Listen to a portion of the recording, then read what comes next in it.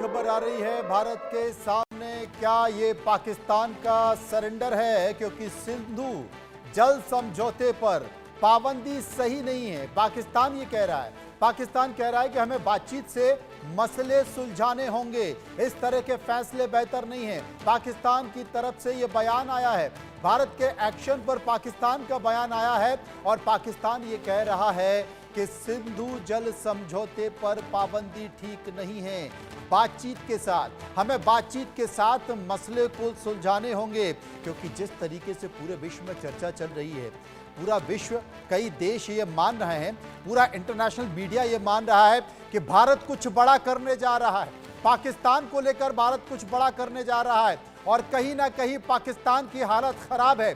पाकिस्तान जानता है कि सैन्य क्षमता में वो भारत के सामने नहीं टिक पाएगा, लेकिन बार बार जिस तरीके से वो हरकतें कर रहा है, बार बार जिस तरीके से वो बातें कर रहा है, जिस तरीके से आतंकवादी हमले कर रहा है, पाकिस्तान को एक बार मुंह तोड़ जवाब दे दिया जाए। क्योंकि जिसका जिक्र अभी दत्ता साहब कर रहे थे कि बालाकोट में जो एयर स्ट्राइक हुई, उसके बाद पाकिस्तान मारा नहीं, तो क्या उससे कुछ बड़ा किया जाए, जिसकी चर्चा इंटरनेशनल मीडिया में हो रही है। इंटरनेशनल मीडिया इस बात का जिक्र भी कर रहा है कि भारत कुछ बड़ा करने जा रहा है, पाकिस्तान को लेकर बड़ा करने जा रहा है और पाकिस्तान जानता है कि उसकी क्षमता क्या है। इसीलिए यह संकेत निकल कर आया है दत्ता साहब, पाकिस्तान कह रहा है कि ये मसले हमें बातचीत से सुलझाने चाहिए। क्योंकि पाकिस्तान का वैसे ही आर्थिक हालत बहुत खतरनाक है और जिस तरह का परिस्थिति है, हाहाकार है वहाँ पे। गिलगित एक तरह से पाक कश्मीर, गिलगित बाल्टिस्तान पे बगावत है, वो लगभग पाकिस्तान के हाथ से निकल चुका है। खैबर पख्तूनख्वा कहीं ना कहीं पे पाकिस्तान के हाथ से निकल गया है। तालिबान ने दंत मचा के रखा है, अफगानी तालिबान ने। और उसके साथ साथ बलूचिस्तान पे सब जानते हैं कि बलूचिस्तान एक तरह से आजाद हो चुका है। पॉलिटिकल आजादी की घोषणा की खाली औपचारिकता बाकी है।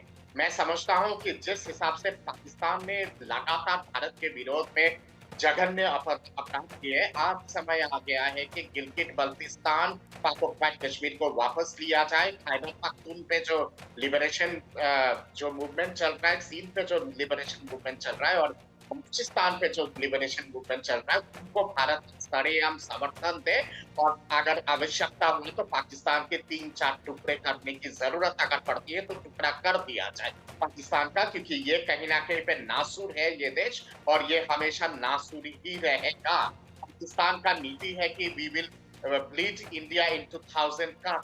मैं कहता हूं कि अगर उनका रणनीति और उनका सोच अगर ऐसा है कि भारत पे 1000 काट देके हमेशा रखवाएंगे, मैं कहता हूं कि आज समय है कि हम लोग 1 कोटि बिलियन कट्स देंगे पाकिस्तान को और उसको अपनी भाषा के हिसाब से समझाएंगे। इस पे कोई आवश्यकता नहीं है कि मिलिट्री एरियाज पे आक्रमण किया जाए और नॉन मिलिट्री एरियाज को छोड़ दिया जाए। जब आपका जब हाल फिलहाल जब इन लोगों ने इतना बर्बाद जो दहशतगर्दी कश्मीर में किए हैं, 79 लोग जब मारे हैं, वो सिविलियन नहीं थे, वो निर्दोष लोग नहीं थे। जब हमारे देश के सिविलियन लोगों के ऊपर इस तरह का रक्तपात पाकिस्तान के आतंकवादी संगठन मचाता है, तो हम भी क्यों बख्शे उनके सिविलियन लोगों को? हमें भी उस तरह से सोचने की आवश्यकता है।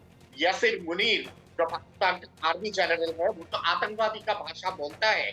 मैं मानता हूं कि वो पाकिस्तान का सबसे बड़ा आतंकवादी है और उसको कटघरे में खड़ा किया जाए। बिल्कुल आपने सही कहा, लेकिन इस वक्त की खबर यही है जिसकी चर्चा चल रही है कि भारतीय वायुसेना ने सेंट्रल सेक्टर में युद्ध अभ्यास किया है। भारतीय वायुसेना ने सेंट्रल सेक्टर में युद्ध अभ्यास किया है, युद्धक विमानों के साथ, राफेल और सुखोई 30 के साथ, सुखोई 30 के साथ युद्ध अभ्यास किया है। और ये युद्ध अभ्यास ऐसे समय पर हो रहा है जब भारत पाकिस्तान के बीच पहलगांव हमले के बाद तनाव बढ़ा है। ये युद्ध अभ्यास एयर हेडक्वार्टर्स की कड़ी निगरानी में हो रहा है, जिसमें वायुसेना के शीर्ष पायलट भाग ले रहे हैं, जिन्हें अनुभवी प्रशिक्षकों की निगरानी में अभ्यास कराया जा रहा है। कॉन्फिडेंस बिल्डिंग एक्सरसाइज भी इसे कहा जाता है।